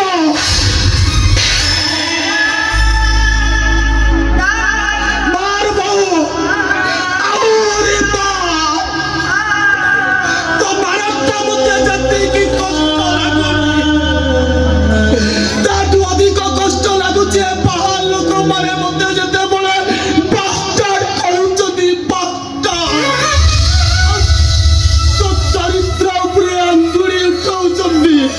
ସାର୍ଥକ ଏ ବୋଉ, ବାପାର ଠିକଣା ଖୋଜୁଥିବା ବ୍ୟସ୍ତ ବାଟୋଇଟିଏ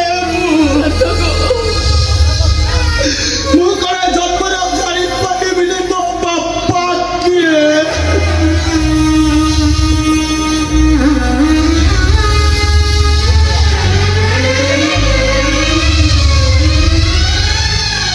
ଆସ।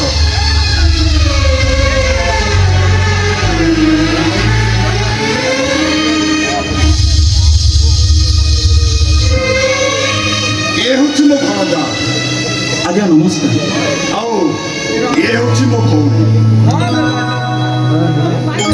ଆଜ୍ଞା ନମସ୍କାର।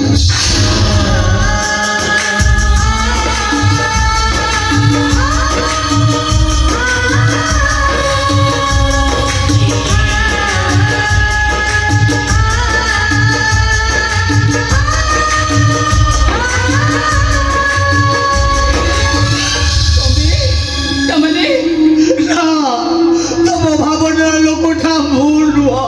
ଠିକ କହିଛନ୍ତି ବାବୁ। ମନେ ପକେଇବା ଆଇନାରେ ଯେତେବେଳେ ସମୟର ଧୂଳି ଲାଗିଯାଏ ନା, ସବୁ ଚିହ୍ନା ମୁହାଁ ଗୁଡାକ ଏମିତି ଅଚିହ୍ନା ଭଳି ଲାଗନ୍ତି ବାବୁ। ସବିତା, ଏ ଅଚିହ୍ନା ମଣିଷଟି ବାଟରେ ଯାଉ ଯାଉ ତାଙ୍କର ହଠାତ୍ ମୁଣ୍ଡ ବୁଲେଇ ହେଇଗଲା। ସେ ଆସି ମୋ ଗାଡ଼ି ଆଗରେ ବାଡ଼େଇ ହେଇଗଲେ।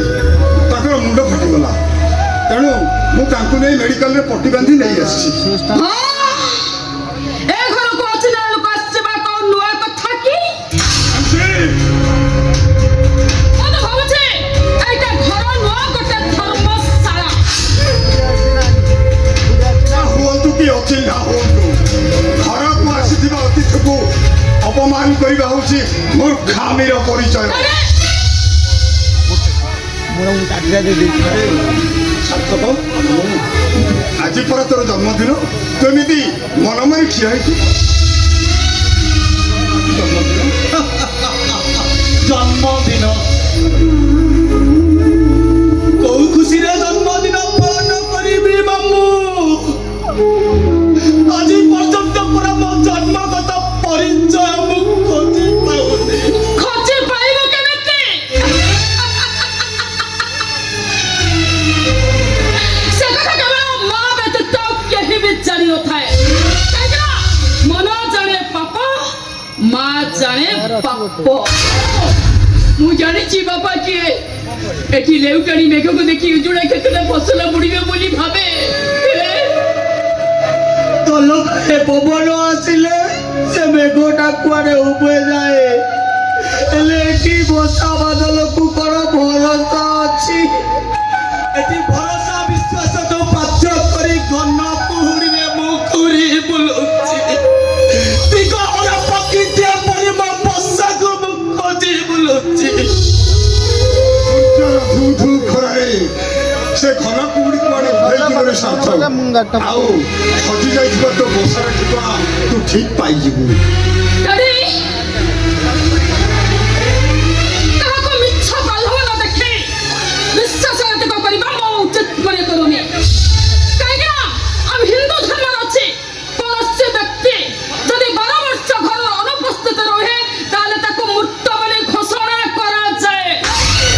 ଆଉ ଯଦି ରହେ ତାହେଲେ ସମସ୍ତେ କାହିଁକି କହୁଛନ୍ତି, ଆଉ ଦୁନିଆ ସାରା ସମସ୍ତେ କହୁଛନ୍ତି ସାର୍ଥକ ପାଇକିନା ତୋ ମା ଗୋଟେ କଳଙ୍କିନୀ। ମରିନାହାନ୍ତି ସିଏ, ମରିନାହାନ୍ତି। ଚାଷୀ କିଛି ଭୁଲ କହିନି ମାମୁ, ଚାଷୀ କିଛି ଭୁଲ କହିନି। କାନ ଶୁଣିବାକୁ ଖରାପ ଲାଗିଲେ ବି କଥାଟା ଅତ୍ୟ ସତ କଥା। ତାମାନେ ତୁ କହୁଛୁ ଆଜିଠାରୁ ମୋ ପାଇଁ ମୋ ବାପା ମରି ଯାଇଛନ୍ତି। ମରି ଯାଇଛନ୍ତି ସେ। ଯୋଉ ବାପା ଆମ ମା ପୁଅର କର୍ତ୍ତବ୍ୟକୁ ଭୁଲି ଯାଇପାରିଲା। ମୋ ବୋଉ ହାତରେ ଥିବା ଶଙ୍ଖା ସିନ୍ଦୁରର ମୂଲ୍ୟ କିଛି ନାହିଁ, କିଛି ନାହିଁ।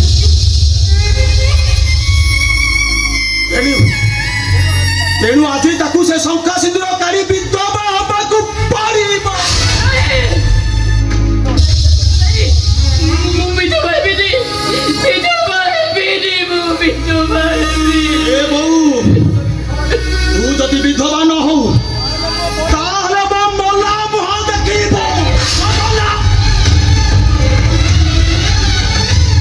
No tradition, nothing else.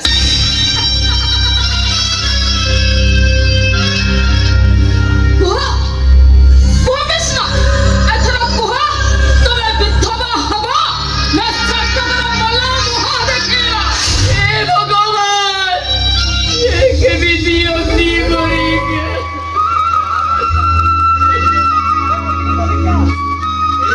ପରୀକ୍ଷା ତତେ ଦିନେ ନା ଦିନେ ଦେବାକୁ ପଡିଥିବ ତ ସଙ୍ଗୀତା। ତାହା ଆଜି କାହିଁକି ନୁହଁ? ଭାଇ, ଆଜି ହଉଛି ମୋ ପୁଅ ସାର୍ଥକର ଜନ୍ମଦିନ। ଆଜି ଭଳି ଦିନରେ ମୋ ସ୍ୱାମୀର ମରଣ କଥାଟା ଗ୍ରହଣ କରିବି କେମିତି? ତା ଛଡ଼ା ମୋ ସ୍ୱାମୀ ପୁରା ଅଧେ ମଣିଷ ଅଧେ ଗୁଣା ପାଲଟି ଯାଇଛନ୍ତି ସେ।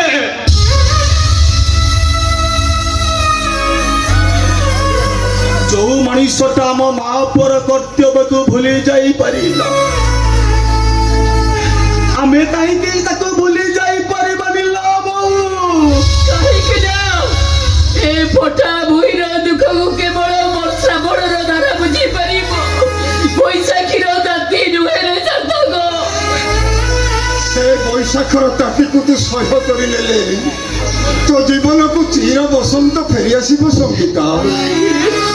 ତେଣୁ ସେ ଅତୀତକୁ ଜଳାଞ୍ଜଳି ଦେଇ ତୁ ସାର୍ଥକ କଥାରେ ରାଜି ହେଇଯା। ଆଉ ଯଦି ତୁ ମୋ କଥାରେ ରାଜି ନ ହଉ ତାହେଲେ ସେ ଭଳି ଗୋଟେ ବେଇମାନ ବାପାର ପୁଅ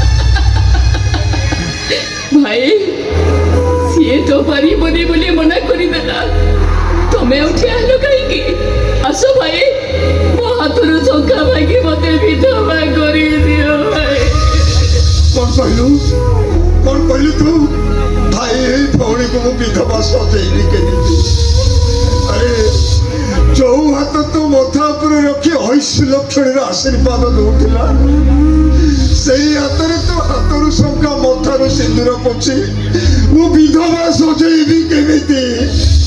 ନା ମୁଁ ପାରିବିନି ମୁଁ।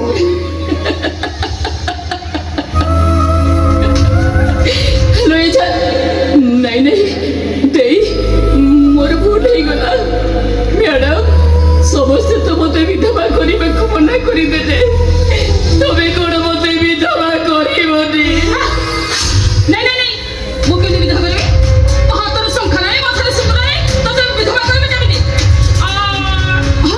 মনে পড়িলা তাহলে মতে বিধবা করিব বিধবা হব তো বিধবা হব বড় বড় কথা মনে পড়িগলা আমি তো কেতো বিধবা করিবানি মানে এ বুড়া কত বিধবা করিব বিধবা করিব জমি পড়ছি কোন জমি পড়ছি কোন শোন ସେଥିପାଇଁ তোকে ଟଙ୍କା ଦିଅ ଯା ଯେତେ ଶୀଘ୍ର ପାରୁଛୁ ଏଇଟାକୁ ତ ବିଧବା କରିଦେ ତା ହାତରୁ ଶଙ୍ଖା ଭାଙ୍ଗିଦେ। ତାର ସିନ୍ଦୁର ପୋଛି ଦିଅ। ତାକୁ ବିଧବା କରିଦେ ପାରିବିନି ମୁଁ ପାରିବିନି। ପାରିବନି ତମେ